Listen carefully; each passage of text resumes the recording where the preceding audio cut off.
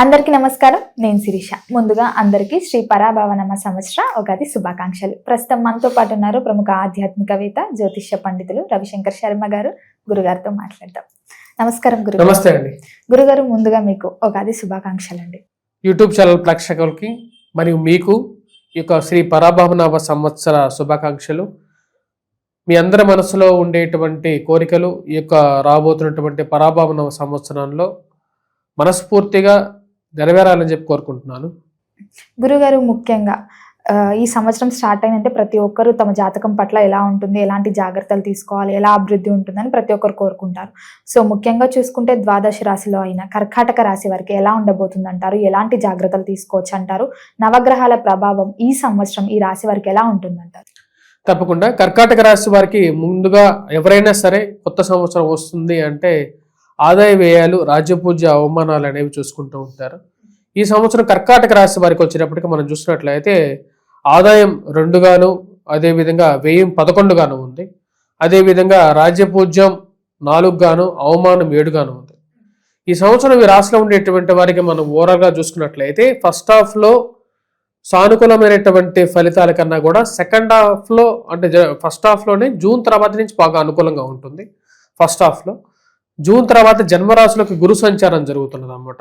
గురు సంచారం ఎప్పుడైతే 2వ తారీఖున జరుగుతుందో, జూన్ 2వ తారీఖున, అప్పటి నుంచి కొంచెం బెటర్గా ఉంటుంది. ఇప్పటి వరకు గురువు 12వ ఇంట్లో 12th హౌస్లో పొజిషన్ అయి ఉన్నాడు. దీని ప్రభావరీత్యా వచ్చినప్పటికీ కొన్ని అనుకున్నటువంటి పనుల్లో సమయానుకూలంగా జరగకుండా కొంచెం వ్యతిరేకమైనటువంటి ఫలితాలు అనేవి గోచరిస్తూ ఉన్నాయి. కానీ రేపు రాబోతున్నటువంటి జూన్ 2వ తారీఖు నుంచి గురువు జన్మరాశిలో సంచారం చేసేటువంటి సమయంలో వృత్తిపరంగానో, వ్యాపార పరంగానో, ఆరోగ్యపరంగానో చేసేటువంటి పనుల్లోనూ మానసికమైనటువంటి నిబద్ధతతో కలిగి చేయగలుగుతారు. ఎందుకంటే జన్మరాశిలో గురు సంచారం ఉచ్చ స్థానంలోకి వెళ్తున్నాడు.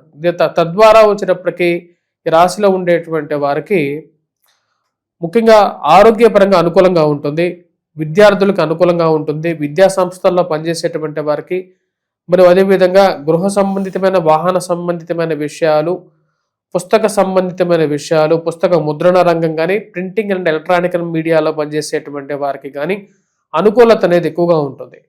ఈ సంవత్సరం ఈ రాశిలో ఉండేటువంటి వారికి వివాహం జరగగలుగుతుంది. సంతాన ప్రాప్తి అనేది కూడా జూన్ తర్వాత కలగటానికి ఎక్కువగా అవకాశాలు అనేవి గోచరిస్తూ ఉన్నాయి.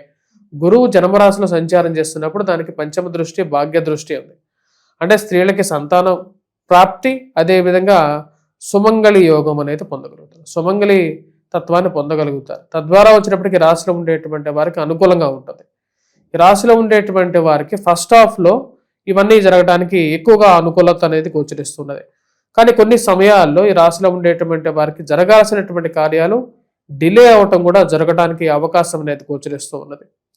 ఈ రాశిలో ఉండేటువంటి వారికి అష్టమంలో సంచారం చేస్తున్నటువంటి రాహు యొక్క ప్రభావం జీవిత భాగస్వామి ఆరోగ్య సంబంధితమైన విషయాల్లో కొంచెం జాగ్రత్తలు అనేవి తీసుకోవాలి. ఇరుగు పొరుగు సఖ్యత విషయంలో కూడా ఫస్ట్ హాఫ్లో కొంచెం జాగ్రత్తలు తీసుకోవాలి. ఈ రాశిలో ఉండేటువంటి వారికి ఫైనాన్షియల్గా ఈ సంవత్సరం ఫస్ట్ హాఫ్ అనేది అనుకూలంగానే ఉంటుందన్నమాట. కానీ రావాల్సినటువంటి కొన్ని దగ్గర దాకా వచ్చినటువంటి కొన్ని ఫైనాన్షియల్గా కానీ, లేకుంటే ఆర్థికంగా కానీ, ప్రమోషన్స్ కానీ, లేకుంటే ఇప్పటి నుంచో వెయిట్ చేస్తున్నటువంటి పొజిషన్స్ కానీ, గవర్నమెంట్ జాబ్స్ కానీ ఏవైతే ఉన్నాయో వాటి గురించి అవి దగ్గరగా వస్తాయా రావా అనేటువంటి ఒక మీమాంస అనేది, ఆ యొక్క ప్రాబ్లం అనేది ఎక్కువగా వీళ్ళని వేటాడుతూ ఉంటుంది. సెకండ్ హాఫ్లో మనం చూసుకున్నట్లయితే ఈ రాశిలో ఉండేటువంటి వారు మెయిన్గా అక్టోబర్ 31వ తారీఖున గురువు ధనస్థానంలోకి మారుతున్నాడు అన్నమాట. గురువు అతిచార స్థితిలో అక్టోబర్, నవంబర్, డిసెంబర్, జనవరి వరకు కూడా, అక్టోబర్ 31 నుంచి నవంబర్, డిసెంబర్, జనవరి వరకు కూడా చాలా అనుకూలంగా ఉంటుంది. సెకండ్ హాఫ్లో మెయిన్గా గృహం కొనుక్కోవటం కానీ, వాహనం కొనుక్కోవటం కానీ, బంగారం కొనుక్కోవటం కానీ, కుటుంబంలో ఒకరికి ఉద్యోగం రావటం కానీ, ఇవి వీరికి నవంబర్, డిసెంబర్, జనవరిలో జరుగుతాయి. మరి అదేవిధంగా కుటుంబ పరంగా కూడా కొంచెం ఎదుగుదల అనేది ఉంటుంది రాశిలో ఉండేటువంటి వారికి. ఇప్పటి నుంచి ఉంటుంది అంటే కరెక్ట్గా అక్టోబర్ 31 నుంచి చాలా అనుకూలంగా ఉంటుంది. అక్టోబర్ 31 నుంచి కుటుంబంలో ఎదుగుదల, ఎందుకంటే గురువు అతిచారంలోకి వెళ్ళి ధనస్థానంలోకి వెళ్ళాడు అన్నమాట. ఇది అనుకూలతని ఎక్కువగా ఇవ్వగలుగుతుంది. మరియు అదేవిధంగా ఈ రాశిలో ఉండేటువంటి వారికి ఈ సమయంలో పాజిటివ్స్తో పాటు కొంచెం నెగిటివ్స్ కూడా ఉన్నాయి. ఈక్వల్గా ఉన్నాయి. డిసెంబర్ 5వ తారీఖున కేతువు జన్మరాశిలోకి, అదే సమయంలో సప్తమంలోకి రాహుగ్రహ సంచారం జరుగుతుంది. రాహు ఎప్పుడైతే సప్తమంలోకి మారుతాడో డిసెంబర్ 5వ తారీఖు తర్వాత నుంచి భార్యాభర్తల మధ్య వైరాన్ని కలిగించగలుగుతాడు. అదేవిధంగా భార్యాభర్తల మధ్య చిన్న చిన్న సమస్యలను సృష్టించగలుగుతాడు. అదేవిధంగా వీరు మెయిన్గా భార్యాభర్తలే కావాల్సిన అవసరం లేదు, ప్రేమ కానీ ఇలాంటివి కూడా రిలేషన్షిప్స్ ఈ రోజుల్లో చాలా ఉన్నాయి కదా, అలాంటి రిలేషన్షిప్స్లో కూడా అనవసరమైనటువంటి గొడవల్ని, ట్రాన్స్ఫర్స్ని ఉన్న ప్లేస్ నుంచి ఇంకో ప్లేస్కి స్థానచలనాన్ని కలిగించడానికి కారకంగా ఉంటాడు. ఈ యొక్క సంవత్సరంలో వచ్చేటప్పటికి ఫస్ట్ హాఫ్లో ఎలాగుందో సెకండ్ హాఫ్లో కూడా కొంచెం నెగిటివ్స్ డిసెంబర్లో స్టార్ట్ అవుతాయి అన్నమాట. డిసెంబర్లో మానసికమైనటువంటి చింత కలగటంతో పాటు జన్మరాశిలోకి రాబోతున్నటువంటి జనవరిలో కుజుడు నీచత్వం పొందుతున్నాడు. అది ఆరోగ్యపరంగా కూడా ఎఫెక్ట్ కొడుతుంది అన్నమాట. మరియు అదేవిధంగా ఈ యొక్క సమయంలో జనవరి, ఫిబ్రవరి, మార్చి పీరియడ్ అంటే సెకండ్ హాఫ్ అనేది చాలా క్రిటికల్. పాజిటివ్, నెగిటివ్ చాలా ఎక్కువగా ఉంటుంది అన్నమాట.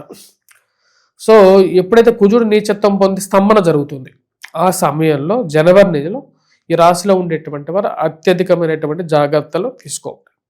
మెయిన్గా మాట పెరిగి మాటల యుద్ధం. మనిషికి యుద్ధం జరగడానికి గల కారకం ఏంటంటే అగ్రెషన్కి మెయిన్ ప్లానెట్ ఏంటంటే కుజుడు. మనకు ఈ యొక్క కొంతమంది పెద్ద పెద్ద బాడీ స్ట్రక్చర్స్ వాళ్ళు ఉంటారు, కొంత హైట్ వెయిట్ ఉండేవాడు. వాళ్ళకి కుజుడు జాతకరీత్యా వాళ్ళకి ఆ జాతకంలో ఉంటేనే వారికి ఆ హైట్ వెయిట్ వస్తుంది. వారిని చూసినప్పుడు కూడా అగ్రెషన్ అనేది ఎక్కువగా ఉంటుంది వారికి. పోలీసులో కానీ మిలిటరీలో కానీ ఇలాంటి వాళ్ళు ఎక్కువగా కనపడుతూ ఉంటారు. వారికి కుజుడు బలంగా ఉంటారు వారి జాతకంలో, అందుకనే వాళ్ళు అలా ఉంటారు. వాళ్ళకి జాతకరీత్యా కూడా ఆ యొక్క స్ట్రక్చర్ వాళ్ళ జాతకంలో కూడా అలాగే ఉంటుంది అన్నమాట. వాళ్ళు దానికి they are fit for it. ఈ రాశిలో ఉండేటువంటి వారికి కూడా ఎప్పుడైతే జనవరిలో 10th ఎప్పుడైతే జనవరి 10th అంటే డిసెంబర్లో స్టార్ట్ అవుతుంది యాక్చువల్గా. కుజుడు కర్కాటకంలోకి వస్తాడు. జనవరి 10th వక్రంలోకి వెళ్తాడు కుజుడు. సో డిసెంబర్, జనవరి ఈ పీరియడ్లో వచ్చేటప్పటికి ఈ యొక్క అగ్రెషన్స్ బాగా పెరుగుతాయి. సో డిసెంబర్ నెలలో వచ్చేటప్పటికి ఈ రాశిలో ఉండేటువంటి వారు కొన్ని జాగ్రత్తలు తీసుకోవాలి. డిసెంబర్, జనవరి, ఫిబ్రవరి, మార్చ్ అంటే second half of the year వచ్చేటప్పటికి కొంచెం ప్రాబ్లమాటిక్ కండిషన్లోకి ఈ యొక్క రాశి వారికి కొంచెం ప్రాబ్లమాటిక్గా ఉంటుంది.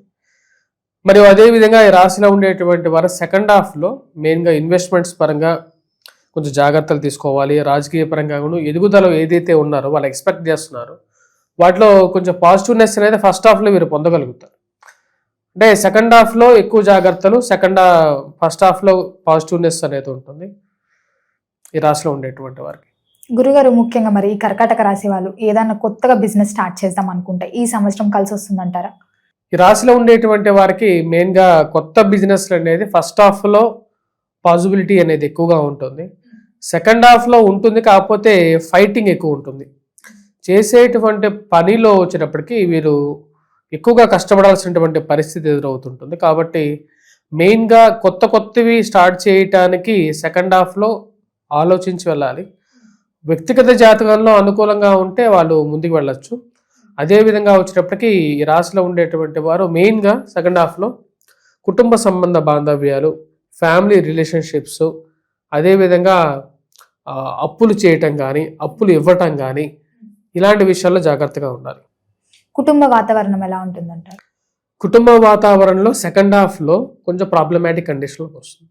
ఈ రోజుల్లో ఎలా ఉందంటే ప్రతి ఒక్క విషయం బంధువులు కానీ స్నేహితులు కానీ నువ్వు ఎంతవరకు వారితో నీ యొక్క అమౌంట్ కానీ నీ యొక్క వాడిని తిరిగి అడగకుండా నువ్వు ఇచ్చేటువంటి వాతావరణంలో నువ్వు ఇస్తూ ఉన్నట్లయితే నువ్వు మంచివాడిగా పోర్ట్రేట్ అవుతూ ఉంటావు అన్నమాట. సంఘంలో హెల్ప్ చేస్తూ ఉన్నట్లయితే వరకు బాగానే ఉంటావు. కానీ నువ్వెప్పుడు నేనెందుకు చెయ్యాలి అనేది సెకండ్ టైం ఆలోచించావంటే ఆటోమేటిక్గా నేను నెగిటివ్ చేస్తారు, నేను కార్నర్ చేస్తారు. దాని తర్వాత సొసైటీలో నీకున్న పేరు కూడా ఎలాగైతే పెంచుతారో అదేవిధంగా దాన్ని అలా విధంగా తగ్గించేస్తారు. వాడు మంచివాడు కాదు అది ఇది విధంగా కూడా చెప్తారు. సో ఈ రాశిలో ఉండేటువంటి వారు మెయిన్గా కుటుంబ వాతావరణంలో మ్యారిటల్ లైఫ్ అనేది చాలా ఇంపార్టెంట్ అంటాను నేనైతే. భార్యాభర్తలు వైవాహిక జీవితం అనేది ఈ రోజుల్లో ప్రతిరోజు మన న్యూస్లో చూస్తే వైవాహిక జీవితంలో ఏదో ఒక ఇన్సిడెంట్ అనేది జరుగుతూనే ఉందన్నమాట. అంటే ఒకప్పుడు జరిగినటువంటి ఇన్సిడెంట్స్ కానీ ఇప్పుడు జరుగుతున్నటువంటి ఇన్సిడెంట్స్ అనేవి టోటల్ డిఫరెంట్. సో కాబట్టి జాగ్రత్తగా ఉండాలి. సో వీళ్ళిద్దరి మధ్య ఉండేటువంటి అండర్స్టాండింగ్ జీవితాల్లో ముందుకు తీసుకెళ్తూ ఉంటుంది. జనరల్గా వచ్చేటప్పటికి కుటుంబ బాంధవ్యం అనేది ఆ విధంగా ఉంటుంది, చాలా సెన్సిటివ్గా కూడా ఉంటుంది. పెద్దవాళ్ళు కానీ లేకుండా ఉంటే వారి మధ్యలో ఎక్కువగా అండర్స్టాండింగ్ ఉన్నట్లయితే వీడు ప్రశాంతంగా ఉండాలి. యాక్చువల్లీ చెప్పాలంటే రాబోయే జనరేషన్స్ ఎలా ఉంటాయి కానీ ఇప్పుడున్న జనరేషన్స్కి వారికి అలా విధంగా సపోర్ట్ చేస్తూ ఉన్నట్లయితే బెటర్గా ఉంటుంది. గురుగారు, ముఖ్యంగా ఇప్పుడున్న జనరేషన్లో ప్రైవేట్ సెక్టర్ జాబ్స్ కంటే గవర్నమెంట్ జాబ్స్కి ఎక్కువ ట్రై చేస్తూ ఉంటారు. సో మరి ఈ కర్కాటక రాశి వారికి ఈ సంవత్సరంలో గవర్నమెంట్ జాబ్స్ తగిలే ఛాన్సెస్ ఏమైనా ఉన్నాయంటారా? ఈ రాశిలో ఉండేటువంటి వారికి గవర్నమెంట్ రిలేటెడ్ జాబ్స్ పాసిబిలిటీ ఉంది. యాక్చువల్గా మరీ లేదు అని చెప్పడానికి లేదు. ఫస్ట్ హాఫ్లో పాసిబిలిటీ ఎక్కువగా ఉంటుంది. అంటే ద ఎగ్జామ్ ఏదైతే ఉందో అది ఇంచుమించు అక్టోబర్ వరకు ఉన్నట్లయితే మటుకు అక్టోబర్ లోపల వీరు చేయగలిగితే వీళ్ళకి ఎగ్జామ్ ఉన్నట్లయితే మటుకు వాళ్ళలో పాసిబిలిటీ ఎంటర్ అవ్వడానికి పాసిబిలిటీ ఉంటుంది. సెకండ్ హాఫ్లో కూడా కొన్ని పాసిబిలిటీస్ అనేవి ఉన్నాయి. కాకపోతే కొన్ని దానికి తగినటువంటి డిస్ట్రాక్షన్స్ కూడా ఎక్కువ ఉంటాయి. అంటే మనిషి మనసు అనేది ఇప్పుడు స్థిమితంగా కాన్సన్ట్రేటివ్గా ఉండాలి. ఇప్పుడు తన జాబ్ లక్ష్యం అనేది గవర్నమెంట్ జాబ్ మీద ఉన్నప్పుడు ప్రేమ కానీ లేకుండా ఉంటే ఇతర వ్యవహారాలు కానీ తనని ఎక్స్ట్రా యాక్టివ్నెస్ వేరే డైవర్షన్స్లోకి తీసుకెళ్ళిపోతాయి. తన జీవితంలో కాన్సన్ట్రేషన్ తగ్గిపోతూ ఉంటుంది. గురుగారు, మరి నక్షత్ర ఫలితాలు ఎలా ఉన్నాయంటారు కర్కాటక రాశి వారికి? ఓకే, ఈ నక్షత్ర ఫలితాలని కందాయ ఫలితాలు అని అంటారు. ఇవే యాక్చువల్గా వచ్చేటప్పటికి నక్షత్రాల గమనాన్ని మన యొక్క జీవితం మీద ఏ విధంగా దాని యొక్క ఫలితం ఉంటుందనే చెప్తాయి. పునర్వసు, పుష్యమి, ఆశ్లేష నక్షత్ర జాతకులకు ఎలా ఉంటుందని చూద్దాం. ముఖ్యంగా మనం ఇందా చెప్పిన విధంగా వచ్చేటప్పటికి మార్చి 19 నుండి రాబోతున్నటువంటి జూలైలో కూడా వచ్చే వరకు ఒక ఫేజ్గా చెప్పచ్చు. ఆ యొక్క పునర్వసు నక్షత్ర జాతకులకు వచ్చేటప్పటికి అనుకూలమైనటువంటి ఫలితాలు ఫస్ట్ ఫేజ్లో బాగా పొందగలుగుతారు. అంటే మార్చి 19 నుంచి జూలై వరకు చాలా అనుకూలంగా ఉంటుంది. వృత్తిపరంగా వ్యాపారపరంగా కూడా అనుకూలంగా ఉంటుంది. చేసేటువంటి పనిలో కార్యదీక్షతో చేయగలుగుతారు. సక్సెస్ రేట్ ఎక్కువగా ఉంటుంది. అది విద్యార్థులకు కూడా వర్తిస్తుంది అన్నమాట.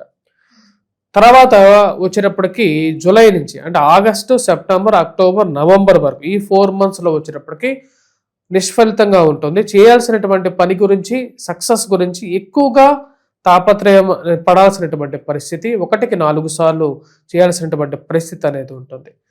దాని తర్వాత ఈ యొక్క నక్షత్ర జాతకులకు వచ్చినప్పటికీ డిసెంబర్, జనవరి టు ఏప్రిల్ వరకు అన్నమాట. లాస్ట్ ఫేజ్లో వచ్చేటప్పటికి మళ్ళీ బెటర్ రిజల్ట్స్ అనేది పొందగలుగుతారు. ఉద్యోగపరంగా వ్యాపారపరంగా చేయాల్సినటువంటి పనిలో కొంచెం అనుకూలతగా ఉంటుంది. కాకపోతే ఈ యొక్క నక్షత్ర జాతకులకి మెయిన్గా వచ్చేటప్పటికి ఈ యొక్క పునర్వసు నక్షత్ర జాతకులకి స్టార్టింగ్ ఆఫ్ ద ఇయర్ ఎక్కువగా మంచి ఫలితాలు పొందగలుగుతారు. టిల్ టు ద జూలై వరకు మంచి అనుకూలమైనటువంటి ఫలితాలు పొందగలుగుతారు. నెక్స్ట్ పుష్యమి నక్షత్ర జాతకులకు ఎలా ఉందనే చూద్దాం. పుష్యమి నక్షత్ర జాతకులకు వచ్చేటప్పటికి ఈ యొక్క సంవత్సరం స్టార్టింగ్ పీరియడ్లో ఉన్నటువంటి స్థితినే కొనసాగించాలనుకుంటారు. ఎక్కువగా కొత్త బిజినెస్లు కానీ వాటి గురించి ఎక్కువగా ఆలోచించడానికి అవకాశం అనేది తక్కువగా ఉంటుంది. ఫైనాన్షియల్ రీజన్స్ ఏవైనా కావచ్చు కానీ కొన్ని రెస్ట్రిక్షన్స్ అనేవి ఏర్పడుతూ ఉంటాయి. ఉన్నటువంటి స్థితిని కొనసాగించే విధంగానే ఉంటుంది. అంటే పిండి కొద్దిగా రొట్టెలాగే ఉంటుంది అన్నమాట. అంటే టిల్ టు ద జూలై. దాని తర్వాత జూలై నుంచి మళ్ళీ తర్వాత వచ్చేటప్పటికి నవంబర్ వరకు కూడా కొంచెం ఇంచుమించు అటువంటి పరిస్థితే కొనసాగేటువంటి పరిస్థితి ఉంటుంది. కాబట్టి విద్యార్థులు కూడా ఈ 2 phases ఈ యొక్క పుష్యమి నక్షత్ర జాతకులు కూడా వచ్చేటప్పటికి కొంచెం జాగ్రత్తలతో తీసుకొని ముందుకు ఆ విధంగా పనిచేయాలి. తర్వాత మనం గమనించినట్లయితే ఈ యొక్క పుష్యమి నక్షత్ర జాతకులకి చివరి ఫేజ్ అంటే ఏదైతే మనం అనుకున్నటువంటి ఈ యొక్క డిసెంబర్ నుంచి ఏప్రిల్ వరకు ఉన్నటువంటి పీరియడ్ ఏదైతే ఉందో దానిలో ఈ పుష్యమి నక్షత్ర జాతకుల పెర్ఫార్మెన్స్ అనేది చాలా అనుకూలంగా ఉంటుంది.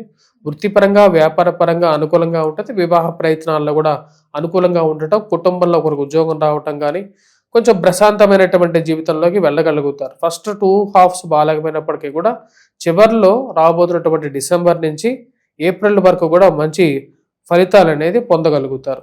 తదుపరి నక్షత్రం వచ్చినప్పటికీ ఆశ్లేష నక్షత్ర జాతకులకి ఎలా ఉందనే చూద్దాం. ఆశ్లేష నక్షత్ర జాతకులకు వచ్చేటప్పటికి ఈ యొక్క సంవత్సరంలో starting period till to the July, అంటే మార్చి 19 నుంచి జూలై వరకు కూడా చాలా అనుకూలమైనటువంటి ఫలితాలు, వృత్తిపరంగా, వ్యాపారపరంగా, ఆరోగ్యపరంగా అనుకూలంగా ఉంటారు. చాలా సంవత్సరాల తర్వాత ఆశ్లేష నక్షత్ర జాతకులకి హెల్త్ రికవరీ అనేది కూడా మళ్ళీ గాడిలో పడటం అనేది ఒక మంచి పరిణామంగా కూడా చెప్పచ్చు. మానసికమైనటువంటి సంకల్పంతో పనిచేయగలుగుతారు.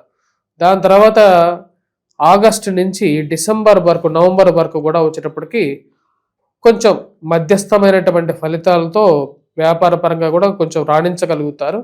ఆరోగ్యపరంగా కూడా రికవరీ అనేది బాగానే ఉంటుంది. కాకపోతే ఫస్ట్ ఫేజ్లో ఉన్నటువంటి ఫస్ట్ 4 monthsలో ఉన్నంత ఊపు తగ్గుతుంది కొంచెం.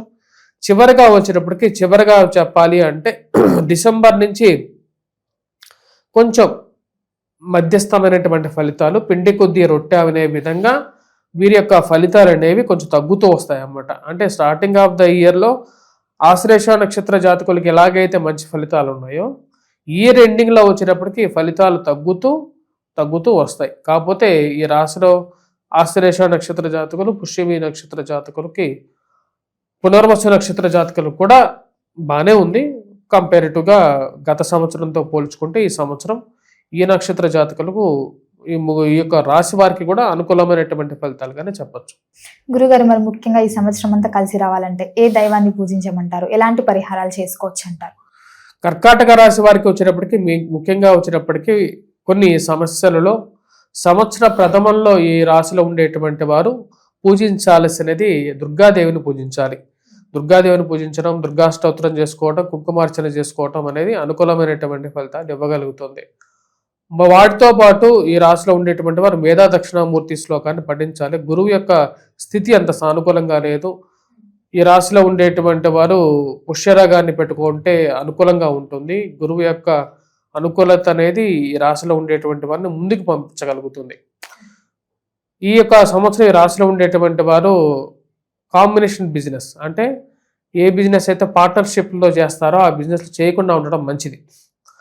ఈ రాశిలో ఉండేటువంటి వారికి సెకండ్ హాఫ్లో కంపల్సరీగా వచ్చేటప్పటికి హనుమాన్ చాలీసా పఠించాలి.